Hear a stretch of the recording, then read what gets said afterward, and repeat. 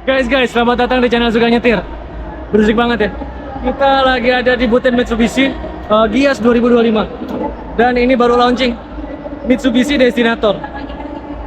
Nih guys, ini untuk mengisi kekosongan selama ini antara Pajero dan Expander. Ini dia, Destinator. Looksnya gue suka banget, asik. Warna ini juga favorit banget buat gue ya. Lalu lampu full LED. Grillnya juga asik. Nah ini tipenya ada beberapa. Jadi dia ada tipe, kalau nggak salah ya, GLS, Exit, Ultimate, Ultimate Plus gitu. Kalau dari segi looks, kira-kira paling perbedaannya cuma grill gitu-gitu. Cuma dari segi keselamatan, mobil ini semuanya airbagnya tidak ada yang dikurangi dari tipe teratas maupun tipe terbawah. Gitu. Asik sih, shapingnya gue suka banget, desainnya gue suka banget. Dia ada lekukan di sini buat fender, asik sih, gue suka. Lalu bannya ini cukup proporsional untuk mobil Jepang. Bisa gue bilang nggak terlalu masuk. Kalau Innova kan masuk banget, nah ini nggak terlalu masuk. Dia pakai ban cukup gede, 225 55 ring 18. Dan desain velgnya cukup menyenangkan menurut gue. Gitu. Ini masih ada ke Pajero-Pajeroannya. Lalu ya, ini sudah ada kamera 360 untuk tipe Ultimate. Jadi ada secukup lengkap. Lalu, nah ini udah luar biasa lah ini. Gitu. Dan kita lihat bagian sampingnya ya, ini desainnya asik banget sih. Asik ya, gue seneng sih ini. Akhirnya Mitsubishi bikin mobil cantik lagi, gitu, ganteng lagi. Fendernya asik. Lalu nah ini bagian lampu belakangnya tuh bentuknya T. Ini tipe yang Ultimate Plus katanya. Jadi ini ada power backdoornya. Ini otomatis ya guys, kalau nggak salah. Nah ya otomatis deh, otomatis. Dan nah ini looksnya men, dia lampunya lucu banget begini. Ada tulisan gede Destinator dan di sini tulisannya Ultimate gitu. Biasanya kan kalau mobil lain di sini nih Destinator gitu. Ini dia gede-gede, ini pede banget gitu. Lanjut om, nggak apa-apa om. Bisa ya? Nggak bisa deh kayaknya. Dari sini lucu bapaknya. Kita lihat. Sorry. Oh ya. Nah ini bagasinya gede banget. Tapi row ketiga dilipat ya guys.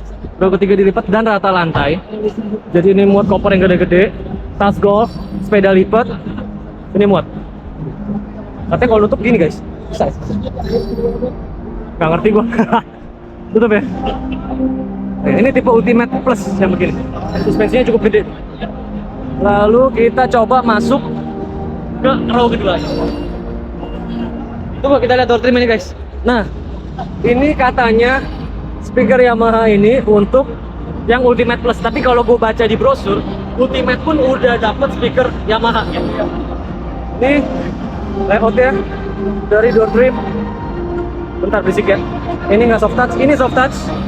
Asik. Lalu kayak piano black ini asik. Dan ini desain bangkunya.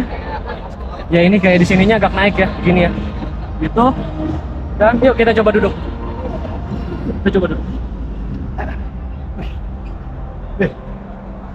Ini kulitnya sintetis sih. Tapi kualitasnya cukup bagus. Lalu ada pori-porinya juga tuh. Kalau kalian lihat.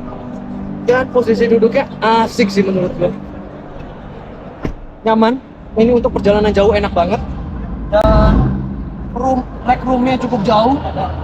Ini headroomnya cukup jauh. Ini posisi duduk gue yang santai-santai gitu, nggak terlalu males. Tapi juga nggak terlalu tegak, normal. Tapi kalau kita tegak gitu ya, punggung bagian bawah tuh kayaknya keganjel gitu, kurang enak. Jadi enakan duduknya agak gini. Nah, dan kita lihat ya view-nya ya. Ini cukup asik. Gue seneng lihatnya. Dan ini dia ada panoramic sunroof. Panoramik dan sunroof. Jadi ada sunroofnya, ada panoramiknya lagi. Gitu. Asik sih kalau gue bisa bilang asik sih ini. Ini joknya enak loh, enak banget men. Kalau buat jalan jauh ya. Lalu ada meja. Gitu. Untuk AC nggak ada di bawah nih, enak banget nih. AC on off di sini, ini kayaknya digitalnya. Dan oh iya bener men tuh. Dan AC-nya di sini guys. Wah ya, asik ya. Jadi nggak di bawah nih. Ini cukup oke nih. Mitsubishi kalau bikin mobil bagus-bagus guys. Oke, kita coba lihat bagian depan. Oke guys, kita masuk ke bagian dalamnya. Nah ini, ya dia soft touch juga. Sini asik. Lalu ini ada retractable-nya. Tuh ya. Bisa dari sini, asik ya. Cukup oke lah pengaturan spion dari sini. Lalu ya, dia jok udah elektrik karena ini Ultimate Plus gitu ya. Nah kita lihat interiornya dari sisi penumpang. Nah ini lucu nih Destinator.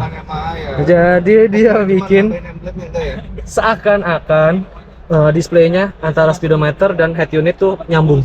Padahal nggak nyambung nih, dia masuk ke dalam nih, ini masuk ke dalam. Tapi gue lihat ini cukup enak, viewsnya cukup enak. Lalu dia ada berbagai macam drive mode. Kalau kalian lihat, ini ada mode tarmac. Nih bentar ya, mode tarmac, gravel, wet, normal. Ini ada di yang plus ya, yang di plus, yang di ultimate nih. Lalu viewnya begini. Ini untuk orang yang posisinya panjang amat ya, tinggi nih untuk orang tinggi. Nah begini posisi duduknya. Ya agak ketutup ya, karena ini terlihat dari sini tuh kap mesinnya naik gitu. Jadi nggak bisa lihat ujung, mungkin mesti ditinggiin lagi. Mentok lagi guys. Udah ini begini. Jadi kalau kita masuk gang-gang atau di off-road kita mesti begini nih, naik badannya gitu. Itu lalu di sini ada dari Yamaha juga. Kita lihat untuk di sini ya, tengah ya. Ini AC-nya di sini. Jadi tidak disambung di head unit, dia terpisah. Lalu ada dual zone. Apalagi ya? Ini pengaturan AC. Ini mode-modenya. Oh ya. Udah gitu. Dual zone asik sih. Sama di belakang beda ya, berarti triple zone ya. Lalu nah ini apa namanya? Console box. Posisi untuk transmisi cukup enak dan ada mode DS. Ya ini ceritanya mode sport lah gitu ya. Engine start stopnya di sini. Udah. Ini oh dia tidak ada ini guys. Dia tidak ada pedal shift ya. Iya dia nggak ada pedal shift man. Oh ya kita ngomong dulu ya untuk output power. Ini posisi duduknya enak banget ya. Ini enak loh. Joknya enak. Semi bucket juga. Empuk. Kayaknya rata-rata mobil sekarang semi bucket nih gue lihat. Lalu oh ada memory seat ya. Oh enggak ding guys. Bukan. Oke. Ya kalau untuk posisi menurut gue cukup enak. Ya cukup enak. Setirnya juga terasa, feel-nya enak. Tapi bukan setir yang mahal gitu. Apalagi ya untuk view depan ya, lalu kita lihat ini sih lumayan enak ya, ada apa namanya, ada sunroof ya, auto ya. Oke bisa ditutup ya guys. Bentar grey-nya bisa ditutup. Oke nih nice banget nih. Dua kali ya berarti ya. Ini bisa ditutup semua dan auto buka, auto tutup. Jadi kalau kita kepanasan, ini cukup oke ya dibanding dengan HRV yang kita mesti pisah ya. Nah ini udah oke banget nih. Nah untuk harga dia tipe tertinggi itu di harga 500-an. Untuk tipe tengahnya tuh exitnya kalau nggak salah di 400 sekian, ntar gua taruh. Nah kita ngomong powernya. Mobil ini punya horsepower yang oke. Bisa gue bilang lumayan, karena dia mesinnya itu 1500 cc turbo, dan tapi sayang ya. Oke guys, nah ini untuk mesinnya ya. Dia 1500 cc turbo dan dia belum ada hidrolik. Ini kap mesinnya berat banget nih. Tadi gue bukanya nggak bisa satu tangan, mesti dua tangan. Dan ya ini engine-nya tidak tertutup cover. Lalu 1500 cc turbonya ngumpet nih ya. Ini air radiator bla bla bla, aki di depan. Ini ECU-nya ecu, sikring. Ya udah. Sayangnya ini transmisinya masih CVT dan front wheel drive. Jadi katanya dia ini untuk lawan Innova. Ya kalau dari looks asik ya. Kalau Innova kan perkotaan banget, kekeluargaan banget. Nah ini anak muda pun untuk destinator cocok untuk pakai. Gitu. Ini pakai sini berat banget. Oke, segitu aja video dari gua. Suka nyetir jangan lupa like, comment, subscribe. Kalau untuk looks oke menurut gua, untuk looks oke, tapi untuk performance sayangnya turbonya tidak diimbangi dengan RWD, jadi di FWD. Kemungkinan kalau sentakan torsi di 250 Nm itu akan kemakan tuh kaki depannya lumayan cepet nih, harusnya gitu ya. Ini perkiraan gua ya. Sayangnya FWD dan CVT, sayangnya itu. Kalau udah turbo harusnya dia 6 speed konvensional gitu ya. Ini CVT sayang. Dan tidak ada pedal shift, itu sayang juga.